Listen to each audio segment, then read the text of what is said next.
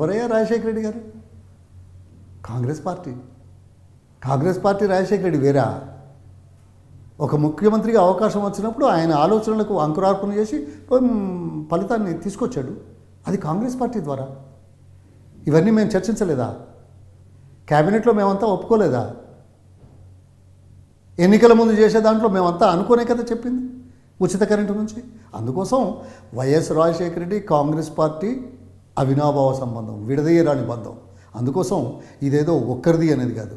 ఇవాళ వీళ్ళు చాలా మాట్లాడతారు మహానుభావులు, మోడీ గారు కానీ కేసీఆర్ కానీ ఏం చేయనట్టుగా ఈ 70 సంవత్సరాల స్వాతంత్రంలో. ఒక్క నిమిషం నేను తీసుకుంటాను మీ దగ్గర. 1947లో స్వాతంత్రం వచ్చిందండి ఈ దేశానికి. ఆ దేశం ఏ పరిస్థితుల్లో ఉంది? కాడెడ్ల మొద్దుబండి ఆర్థిక వ్యవస్థ. గ్రామాలలో సవారీ కచరాలు కేవలం దొరలకు జమీందారులకే ఉన్నాయి. అటువంటిది ఆ రోజుల్లో నాకు బాగా తెలుసు 50స్లో ఆహార ధాన్యాలు లేకపోతే అప్పుడు ఎంతమంది? 33 కోట్ల మంది. 33 కోట్ల మందికి కూడా ఆహార ధాన్యాలు పండించలేక సరఫరా చేయలేని దైన్య స్థితిలో ఉన్న దేశం 1947. ఆకలి చావులు పశ్చిమ బెంగాల్లో లక్షల కొద్ది జరిగిన చరిత్ర మనకు తెలుసు.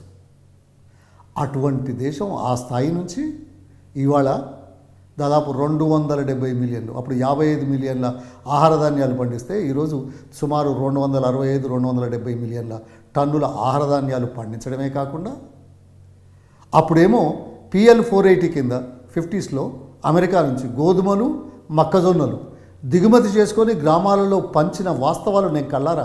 I'm one of the beneficiaries my family.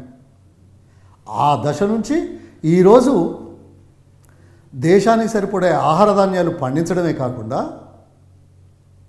65 దేశాలకు ఎగుమతి చేసే స్థాయికి తీసుకొచ్చింది ఎవరయ్యా? కాంగ్రెస్ పార్టీ ప్రభుత్వాలు. పునాదులు వేస్తే చిటికలతోటి ఏదో సెంటిమెంట్ను రెచ్చగొడితే కార్యక్రమాలు కావు. చిత్తశుద్ధి కావాలి. వాస్తవాలు గుర్తించి వాస్తవాలకు అనుగుణంగా పరివర్తన తీసుకురావాల్సిన అవసరాన్ని గుర్తించింది కాంగ్రెస్ పార్టీ. ఇది ఒక అంశం.